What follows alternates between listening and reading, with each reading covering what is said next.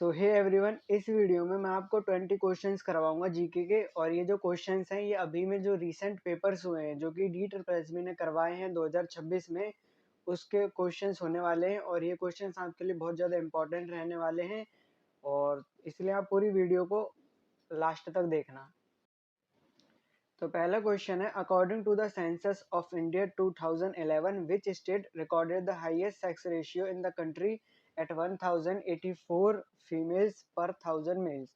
इसमें ये पूछा है कि जो भारत की जनगणना हुई थी 2011 में, उसके अकॉर्डिंग ऐसा कौन सा स्टेट है जिसमें सबसे ज़्यादा सेक्स रेशियो यानी हाईएस्ट है पूरी कंट्री में, मतलब इंडिया में, जहाँ पे क्या है 1084 फीमेल्स हैं पर 1000 मेल्स पे। तो क्या वो तमिलनाडु है? नहीं, तमिलनाडु नहीं है, दमन दीव नहीं है, पौंडीचेरी नहीं है, ये है केरला। तो केरला में है, मतलब केरला में सबसे हाईएस्ट सेक्स रेशियो है हमारी कंट्री में। तो ऑप्शन बी यहाँ पे करेक्ट है। और इसके बारे में अब जानते हैं, ऑप्शन बी हमारा केरला करेक्ट है। तो सेक्स रेशियो क्या होता है? सेक्स रेशियो का मतलब होता है कि किसी भी मतलब कंट्री में या किसी भी स्टेट में वहाँ के जो मेल्स हैं पॉपुलेशन में, उस पर कितनी है, मतलब 1000 मेल्स पे कितनी फीमेल्स हैं, उसको हम सेक्स रेशियो बोलते हैं। और अकॉर्डिंग टू सेंसस 2011 की जनगणना के अनुसार, सेंसस के अकॉर्डिंग जो केरला है वहाँ पे सबसे हाईएस्ट सेक्स रेशियो है। Kerala has consistently maintain a high sex ratio due to better health care, education and social development. और कुछ स्टेट जैसे कि हरियाणा एंड पंजाब, यहाँ पे जो सेक्स रेशियो है वो बहुत ज़्यादा कम है, यानी कि लो रहा है। और इसके जो इम्पोर्टेंट फैक्ट्स हैं इंडिया का, ये आप याद रखना, इंडिया का जो ओवरऑल सेक्स रेशियो है 2011 के अकॉर्डिंग, वो है 943 फीमेल्स पर 1000 मेल्स। और हाईएस्ट केरला का है और लोएस्ट है हरियाणा का। हरियाणा का भी याद रखना, क्योंकि लोएस्ट और हाईएस्ट पूछता है। हरियाणा का है 879। और ओवरऑल अगर हम बात करें इंडिया का, वो है 943। which then question second, which issue stood at the core of the Kesavananda Bharati case decided by the Supreme Court of India? तो आपको पता ही है जो केशवानंद भारती वाला केस था, ये 1973 था। और इसमें एक बहुत अच्छी बात कही गई थी, मतलब उसका जो कोर आइडिया था वो क्या था, ये हमसे पूछा है। तो ऑप्शन है, whether approval of amendments by the president operated within constitutional boundaries, whether the legality of preventive detention laws is addressed in Article 22 of the Constitution, Parliament's power to amend the Constitution, and the existence of the basic structure doctrine, whether the application of Article 356 is valid during a period of national emergency in India। तो देखो, जो केशवानंद भारती का case था उसमें main बात ये कही गई थी कि क्या पार्लियामेंट के पास पावर है हमारा जो संविधान है यानी कॉन्स्टिट्यूशन है, उसको अमेंड करने की, या उसके जो बेसिक स्ट्रक्चर है उसको चेंज करने की। तो यहाँ पे तो ऑप्शन 3 हमारा बिल्कुल करेक्ट हो जाएगा। और इसमें क्या क्या था वो मैं आपको बताता हूँ। तो ऑप्शन सी, जो केशवानंद भारती केस था ये 1973 का केस है, is one of the most important constitutional cases in India. इसका जो की इशू था वो था, whether parliament has unlimited power to amend the constitution under article 368। तो हमें पता है कि जो आर्टिकल 368 है हमारे कॉन्स्टिट्यूशन का, उसमें ये बताया गया है, मतलब उसमें कॉन्स्टिट्यूशनल अमेंडमेंट्स के बारे में बताया गया है। तो ये केस इसीलिए था कि क्या पार्लियामेंट के पास इतनी ज़्यादा मतलब अनलिमिटेड पावर है कि वो कॉन्स्टिट्यूशन के किसी भी पार्ट में, मतलब पूरे कॉन्स्टिट्यूशन को क्या वो बदल सकता है। इस पे हुआ था। अब यहाँ पे सुप्रीम कोर्ट ने क्या जजमेंट दी थी वो सुनो। Parliament can amend the constitution. Parliament जो है, यानी कि जो हमारी संसद है, जहाँ पे प्रेसिडेंट, लोकसभा और राज्यसभा होते हैं, तो वो कॉन्स्टिट्यूशन को अमेंड कर सकती है, लेकिन फिर भी वो उसका जो बेसिक स्ट्रक्चर है ना, उसको मतलब बेसिक स्ट्रक्चर को वो नहीं तोड़ सकती, मतलब उसको अमेंड नहीं कर सकती। अब बेसिक स्ट्रक्चर में क्या क्या आता है? तो बेसिक स्ट्रक्चर में सुप्रीमेसी ऑफ कॉन्स्टिट्यूशन, यानी देश में सबसे बड़ा क्या है, कॉन्स्टिट्यूशन है। और रूल ऑफ लॉ, मतलब जो लॉ है वो हर किसी के लिए इक्वल है। फिर है जडिशियल रिव्यू, मतलब हर किसी को जस्टिस की वो पावर, मतलब राइट दी गई है। फिर सेपरेशन ऑफ पावर्स, यानी कि जो शक्ति है उनका बंटवारा है। सेंट्रल लेवल पे सेंट्रल गवर्नमेंट होती है, स्टेट लेवल पे स्टेट गवर्नमेंट, और लोकल लेवल पे लोकल गवर्नमेंट। फिर फेडरलिज्म एंड सेक्युलरिज्म। और तो इसलिए हमारा जो ऑप्शन सी है वो यहाँ पे करेक्ट है। Then question third, who was appointed as the first chairman of the first law commission of India. तो जो कॉन्स्टिट्यूट हुआ था 1955 में, तो जो हमारा फर्स्ट लॉ कमीशन था इंडिया का, जो इस्टेब्लिश किया गया था या बनाया गया था 1955 यानी 1955 में, तो उसका जो फर्स्ट चेयरमैन है वो कौन था? तो जगजीवन राम नहीं थे, वीपी मेनन नहीं थे, जेबी कृपलानी नहीं थे, ये थे एमसी सीतलवाड़, मतलब कि मोतीलाल चमनलाल सीतलवाड़। ये फर्स्ट चेयरमैन थे first law commission of India के, विच वाज कॉन्स्टिट्यूटेड इन 1955। तो ऑप्शन सी हमारा करेक्ट है। यहाँ पे फर्स्ट लॉ कमीशन इंडिया का स्टैब्लिश हुआ था 1955 में, और इसके चेयरमैन थे एमसी सीतलवाड़, यानी कि मोतीलाल चिमनलाल सीतलवाड़। और उसी के साथ साथ आपको ये भी याद रखना है कि जो इंडिया के फर्स्ट अटॉर्नी जनरल थे वो भी यही थे, 1950 से 1963 थे, मतलब 1950 टू 1963 ये इंडिया के first attorney general of India थे। और जो लॉ कमीशन है वो किस पे, लीगल रिफॉर्म्स पे काम करता है इंडिया में। Then question fourth, if both the demand curve and supply curve shift rightward at the same time, what is the definite effect on the equilibrium quantity in the market? तो देखो ये ना economics का question है और बहुत ज्यादा deep वाला क्वेश्चन है। तो जो ऐसे क्वेश्चंस होते हैं ना, मैं आपको सच बताऊं, ऐसे क्वेश्चंस स्किप करने के बनने हैं। क्यों? क्योंकि देखो अगर 20 क्वेश्चन आते हैं ना जीके में, तो 20 में से भी अगर आप 14 या 15 अटेम्प्ट कर पा रहे हो और एक्यूरेसी अगर आपकी अच्छी रही, तो आपको कोई ज़रूरत नहीं है ऐसे क्वेश्चंस को अटेम्प्ट करने की, क्योंकि ये गलत ही होते हैं और उससे बड़ी बात ये है कि आपके नेगेटिव करते हैं। तो ऐसे कुछ क्वेश्चंस होते हैं जिनको हमें स्किप करना ही बेटर रहता है। तो आई होप आप इस बात को समझेंगे, पर फिर भी मैं इसका आंसर बताता हूँ कि देखो एक होता है डिमांड कर्व, एक होता है सप्लाई कर्व। ये दोनों अगर शिफ्ट की तरफ, मतलब राइट की तरफ शिफ्ट हो जाते हैं एक ही टाइम पे, तो डेफिनेट इफेक्ट क्या पड़ेगा, मतलब जो इक्विलिब्रियम क्वांटिटी है मार्केट में, मतलब मार्केट में क्या वो पड़ेगा। अगर मैं इसका आपको पूरा टॉपिक बताऊं, मतलब ये क्या है इसका बेसिक से बताऊं, तो इसमें बहुत ज़्यादा टाइम लग जाएगा। इसलिए मैं बस आपको ऊपर से मतलब मोटा मोटा जो इसकी नॉलेज है वो बता दे रहा हूँ। तो देखो जब डिमांड कर्व और सप्लाई कर्व दोनों बढ़ जाते हैं, तो जो इक्विलिब्रियम है ना उसकी क्वांटिटी इंक्रीज हो जाती है।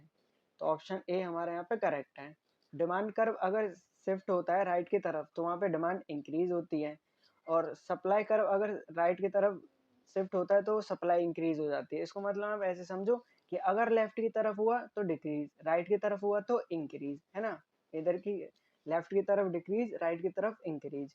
तो इसीलिए ऑप्शन ए हमारे यहाँ पे करेक्ट है। Then next question, which of the following best describes a mixed economy as understood in basic economic theory? तो मिक्स्ड इकोनॉमी हमें पता है इंडिया की जो इकोनॉमी वो कैसी है, वो भी मिक्स्ड इकोनॉमी है। यानी इसमें यहाँ पे कैपिटलिस्ट इकोनॉमी को भी फॉलो करा जाता है और सोशलिस्ट इकोनॉमी को भी फॉलो करा जाता है। तो उसको बोलते हैं मिक्स्ड इकोनॉमी। मिक्स्ड इकोनॉमी मतलब जिसमें जो पब्लिक सेक्टर है वो भी काम करता है और जो प्राइवेट सेक्टर है वो भी काम करता है, उसको हम बोलते हैं मिक्स्ड इकोनॉमी। तो अब यहाँ पे हम क्वेश्चन से देखते हैं कि an economic system in which the government owns and controls, नहीं सिर्फ गवर्नमेंट कंट्रोल नहीं करती, an economic system in which economic activities operate without private ownership, नहीं उसमें प्राइवेट भी होता है। An economic system in which government and private individual jointly participate in ownership and production, ये हो जाएगा। क्योंकि मिक्स्ड इकोनॉमी में पब्लिक और प्राइवेट पार्टनरशिप होती है, ओनरशिप होती है, वो दोनों काम करते हैं। ऑप्शन डी भी नहीं होगा। देन ऑप्शन सी एक मिक्स्ड इकोनॉमी जहाँ पे दोनों पब्लिक सेक्टर और प्राइवेट सेक्टर को एग्जिस्ट करते हैं, और इसके एग्जांपल हो जाएगा हमारा इंडिया, क्योंकि यहाँ पे प्राइवेट भी है, मतलब जो इकोनॉमी है वो मिक्स्ड इकोनॉमी है। और एग्जाम सेक्टर्स के एग्जांपल्स देखते हैं, तो पब्लिक सेक्टर में क्या हो गया, रेलवेज हो गया, डिफेंस हो गया। प्राइवेट सेक्टर में आईटी कंपनीज, रिटेल, मैन्युफैक्चरिंग हो गया। और जो फीचर्स हैं इसके, private enterprises operate freely, government जो है वो की इंडस्ट्रीज को रेगुलेट करती है और पब्लिक वेलफेयर के लिए पॉलिसीज बनाती है। देन जो नेक्स्ट क्वेश्चन है वो है, under article 153 of the Indian constitution which of the following correctly reflects the constitutional provision regarding the office of governor. मतलब हमें ये बताना है कि बेसिकली जो आर्टिकल 153 है वो क्या बोलता है गवर्नर के बारे में, यानी जो गवर्नर का ऑफिस है उसके बारे में। तो option one, the constitution mandates the formation of a collegium to appoints governor for 2 or more states, ये कॉलेजियम नहीं होगा। A governor can be appointed only for one state at a time except during emergency. तो ऐसा हमने कहीं भी नहीं पढ़ा है आज तक पॉलिटी में कि जो एक गवर्नर है वो सिर्फ एक ही स्टेट का गवर्नर रहेगा। कई बार ऐसा होता है कि बहुत सारे एक ही गवर्नर एक से ज्यादा स्टेट का गवर्नर बन सकता है और चेंज भी होते रहते हैं। तो ऑप्शन बी भी नहीं होगा। The constitution allows the same person to be appointed as governor for 2 or more states, हाँ ये वाला ठीक है। और डी भी नहीं होगा। तो ऑप्शन सी यानी कि जो हमारा कॉन्स्टिट्यूशन है वो अलाउ करता है सेम पर्सन को to be appointed as governor for 2 or more than 2 states. तो आर्टिकल 153 क्या कहता है कि there shall be a governor for each state, हर स्टेट के लिए एक गवर्नर होगा, लेकिन फिर भी जो सेम पर्सन है वो 2 से ज्यादा स्टेट्स के लिए गवर्नर मतलब उसको माना जा सकता है, वो दो दो या 2 से ज्यादा जो स्टेट्स हैं उनके लिए वो गवर्नर हो सकता है। और sometimes one governor handles multiple states temporarily. Then question 7, which statement correctly distinguishes the Council of Ministers from the Union Cabinet under the Constitution of India? मतलब ऐसी कौन सी स्टेटमेंट है जो काउंसिल ऑफ मिनिस्टर्स के काम को और यूनियन कैबिनेट जो है उसको अंदर मतलब अलग करती है। तो the union cabinet is a constitutional body while the council of ministers is an extra constitutional body. नहीं, गलत है। Then the Union Cabinet is liable to the Rajya Sabha and the Council of Ministers is responsible to the Lok Sabha। बिल्कुल भी नहीं। The Council of Ministers are appointed by Parliament and the Union Cabinet is appointed by the President of India। ये भी नहीं होगा। तो option D हमारा correct होगा। वो क्या है कि जो काउंसिल ऑफ मिनिस्टर है इसमें जितने भी मिनिस्टर्स हैं वो आते हैं और यूनियन कैबिनेट में सीनियर मिनिस्टर्स होते हैं जो मेजर डिपार्टमेंट्स को हैंडल करते हैं। जैसे मेजर डिपार्टमेंट जैसे फाइनेंस मिनिस्ट्री होगी और डिफेंस मिनिस्ट्री होगी, इन सबको मेजर जो डिपार्टमेंट्स हैं उनको जो कंट्रोल करते हैं वो होते हैं सीनियर मिनिस्टर्स। तो ऑप्शन डी हमारा करेक्ट है। The council of ministers includes all ministers and the union cabinet है senior ministers in major departments. तो council of ministers include all categories of ministers, यानी काउंसिल ऑफ मिनिस्टर्स में जितनी भी categories हैं ministers की वो सारी आ जाती हैं। और यूनियन कैबिनेट में क्या होता है, स्मॉलर ग्रुप होता है सीनियर मिनिस्टर्स का जो कि मेजर डिसीजंस लेते हैं। अब कैटेगरीज क्या क्या है, कैबिनेट मिनिस्टर्स होते हैं, मिनिस्टर्स ऑफ स्टेट होते हैं, डिप्टी मिनिस्टर्स होते हैं। और जो कैबिनेट मिनिस्टर्स जो होते हैं वो मेजर डिपार्टमेंट्स को हैंडल करते हैं, जैसे मैंने आपको पीछे बताया था फाइनेंस फाइनेंस का, डिफेंस का, होम अफेयर्स का और एक्सटर्नल अफेयर्स का। तो अभी हमारी करंट में जो फाइनेंस मिनिस्टर हैं वो कौन है, निर्मला सीतारमन। और जो डिफेंस के कौन है वो है राजनाथ सिंह। और होम अफेयर्स के कौन है वो है अमित शाह। और एक्सटर्नल अफेयर्स के Subramaniam Shankar ji. Then question 8, which of the following European colonial powers did the Dutch conquer Ceylon यानी कि श्रीलंका from in 1658? मतलब इस क्वेश्चन में ये कहा गया है कि ऐसी वो कौन सी यूरोप की कॉलोनियल पावर्स थी जिससे डच जो है उन्होंने सिलोन यानी कि श्रीलंका को छीन लिया था या जीत लिया था 1658 में। तो ऑप्शन है A the Portuguese, then option B the Irish rulers, यानी आयरिश नहीं होगा, फ्रेंच भी नहीं होंगे, ब्रिटिश भी नहीं होंगे, ये थे पोर्टुगीज। तो क्या किया था, डच जो है उन्होंने कॉन्कर कर लिया था श्रीलंका को, और श्रीलंका का पुराना नाम क्या था, सिलोन। इसको 1658 में कॉन्कर कर लिया था और किससे छीन लिया था, पोर्टुगीज से। तो ऑप्शन ए यानी कि हमारा करेक्ट है द पोर्टुगीज। तो टाइमलाइन क्या है श्रीलंका पे कंट्रोल की, तो पोर्टुगीज रहे थे यानी यहाँ पे 1505 से 1658 तक, यानी 1505 टू 1658। देन डच रहे थे 1658 टू 1796। देन ब्रिटिश रहे थे 1796 टू 1948। और 1948 में क्या हुआ था, श्रीलंका को आज़ादी मिल गई थी, यानी इंडिपेंडेंट हो गया था Sri Lanka. Thus, the Dutch defeated the Portuguese and captured Ceylon in 1658. Then question 9, the mountain passes Nathula and Jalapla are both located in which northeastern Indian state? तो देखो इसमें पूछा है कि कौन से ये जो नाथुला पास है और जलेपला पास है ये कौन से नॉर्थ ईस्टर्न इंडियन स्टेट में है। तो आप इसको ऑप्शन से ही जा सकते हो, देखो कैसे। वैसे ये दोनों तो हैं सिक्किम में है, सिक्किम इसका करेक्ट आंसर है। जम्मू कश्मीर इसलिए नहीं हो सकता क्योंकि ये नॉर्थ में है, हिमाचल भी नॉर्थ में है, अरुणाचल प्रदेश और सिक्किम का हम थोड़ा कह सकते हैं। तो आप याद रखना नाथुला और जलेपला जो दोनों पासेज हैं वो सिक्किम में है। तो ऑप्शन सी सिक्किम, नाथुला पास जो है वो सिक्किम में है, ये इंडिया चाइना के बॉर्डर पर है। और जलेपला पास ये भी सिक्किम में है, ये इंडिया और भूटान के बॉर्डर पर है। तो ये जो पासेज हैं वो हिस्टोरिकली पार्ट है किसके, सिल्क रूट ट्रेड के, जो पहले इंडिया और तिब्बत या इंडिया चाइना के बीच था। Then question 10, the great northern plains of India extend across several northern and eastern states।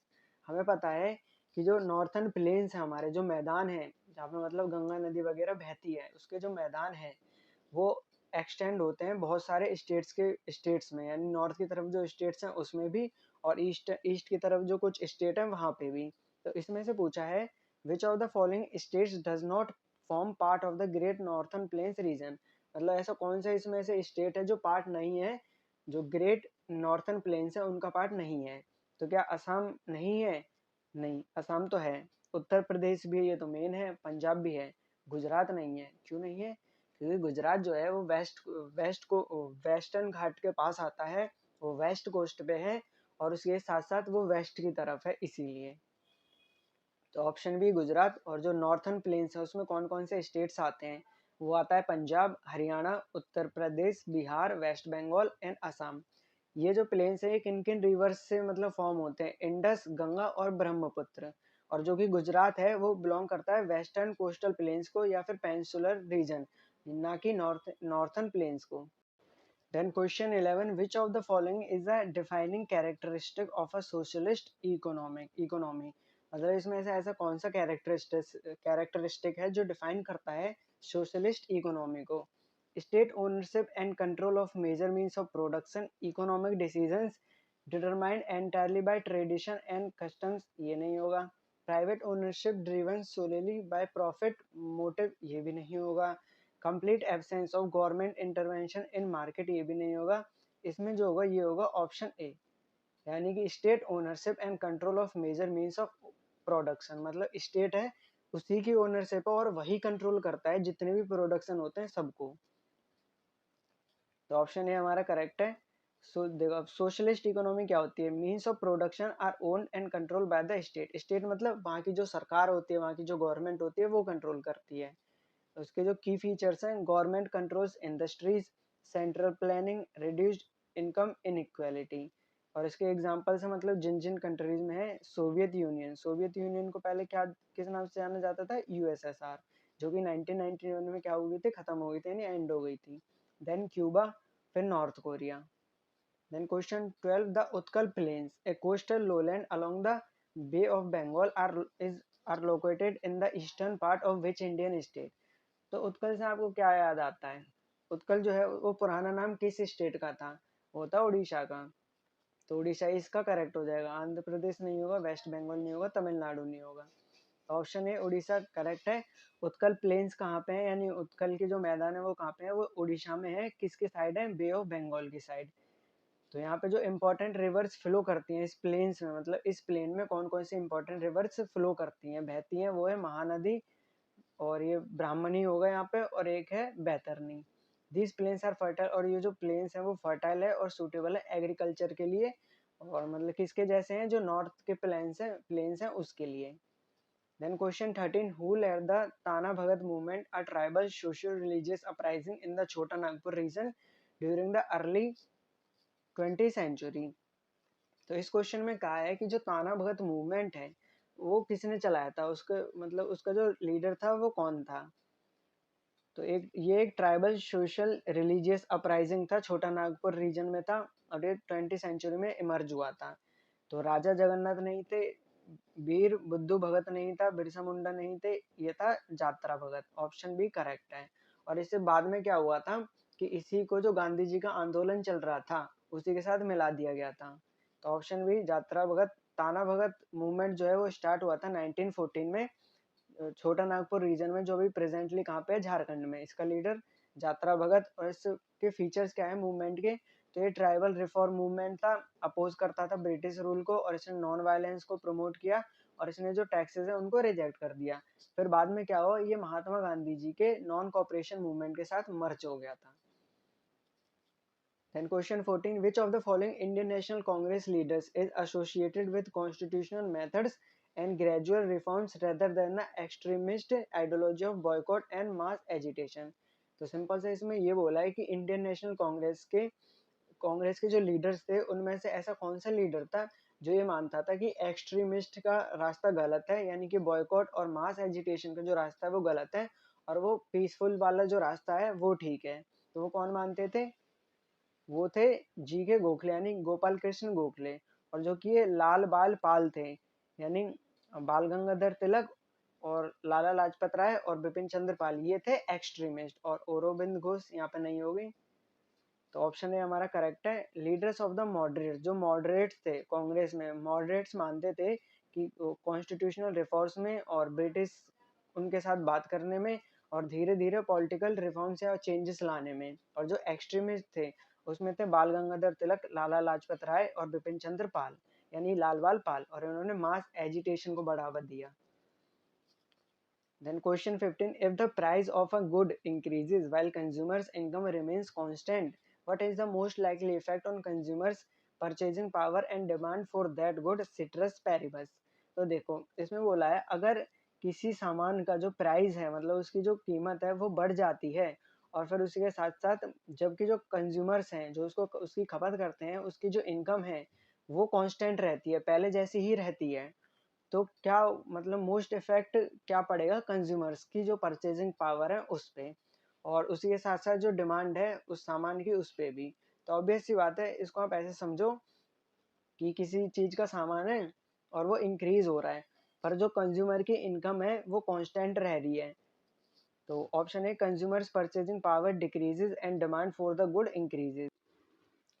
तो ऑप्शन ए हमारा नहीं होगा। Then consumers purchasing power increases and demand for the good decreases, ये भी नहीं होगा। कंज्यूमर की जो परचेजिंग पावर है वो बढ़ जाएंगी और जो डिमांड है सप्लाई गुड की वो इंक्रीज होगी, ये भी नहीं होगा। Consumers purchasing power decreases and the demand for the good decreases, ये हो जाएगा। क्योंकि जब प्राइस बढ़ेगा और वही इनकम रहेगी लोगों की कंज्यूमर की, तो वो की जो डिमांड रहेगी ना उस सामान की वो घट जाएगी और जो कंज्यूमर्स की परचेजिंग पावर होगी वो भी घट जाएगी। तो ऑप्शन डी हमारा करेक्ट है। अगर प्राइस बढ़ता है तो consumers can buy fewer goods with the same amount. सीधी सी बात है, अगर किसी चीज का प्राइस बढ़ जाता है और जो इनकम है लोगों की वो एक जैसी रहती है तो उसको नहीं खरीदेंगे, और इसीलिए जो परचेजिंग पावर है वो भी डिक्रीज हो जाएगी। और लॉ ऑफ डिमांड के अकॉर्डिंग जब प्राइस बढ़ता है तो डिमांड क्या हो जाती है, वो भी घट जाती है।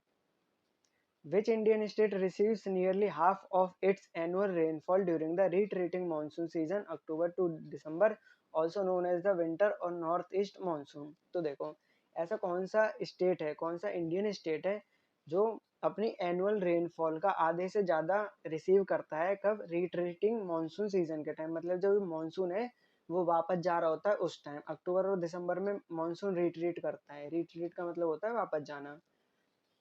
और इसी जो मानसून है इसको हम विंटर या नॉर्थ ईस्ट मानसून के नाम से भी जानते हैं क्योंकि अक्टूबर और दिसंबर के टाइम विंटर होती है। तो कौन सा स्टेट है? गुजरात नहीं है, असम नहीं है, राजस्थान तो बिल्कुल नहीं है, ये होगा ऑप्शन बी तमिलनाडु। तो option B Tamil Nadu. Tamil Nadu receives most of its rainfall from the north east monsoon. अब इसका रीजन क्या है, मतलब क्यों? तो जो वेस्टर्न घाट्स है ना वो ब्लॉक कर लेते हैं साउथ वेस्ट मानसून को। साउथ वेस्ट मानसून की जो विंड्स हवाएं होती है उसको ब्लॉक कर देते हैं। इसलिए जो तमिलनाडु है वो डिपेंड करता है किस पे? रिट्रीटिंग मानसून पे, यानी जाते हुए मानसून पर, और वो कब जाता है? अक्टूबर से दिसंबर तक। Then question 17, why is the Shankari Prasad case, जो कि 1951 का है, is significant for understanding the scope of judicial review in India. तो मतलब इसमें ये कहा गया है कि जो शंकरी प्रसाद का केस है 1951 का वो जरूरी क्यों है जो जुडिशियल रिव्यू है इंडिया में उसका स्कोप समझने के लिए। तो it introduced limits on parliament through basic structure, बिल्कुल नहीं। It allowed review of all amendments like ordinary laws, ये भी नहीं होगा। It expanded judicial review to political policy matters, ये भी नहीं होगा। इसका होगा it upheld parliament's power to amend fundamental rights. इसने सपोर्ट किया था जो पार्लियामेंट की पावर है फंडामेंटल राइट्स को अमेंड करने के लिए उसको। तो option D it upheld parliament's power to amend fundamental rights यहाँ पे करेक्ट है। उसकी एक्सप्लेनेशन है, जो शंकरी प्रसाद का केस था 1951 में, इसमें सुप्रीम कोर्ट ने क्या जजमेंट दी थी या क्या रूल दिया था, वो था कि पार्लियामेंट जो है वो फंडामेंटल राइट्स को अंडर आर्टिकल 368 अमेंड कर सकती है।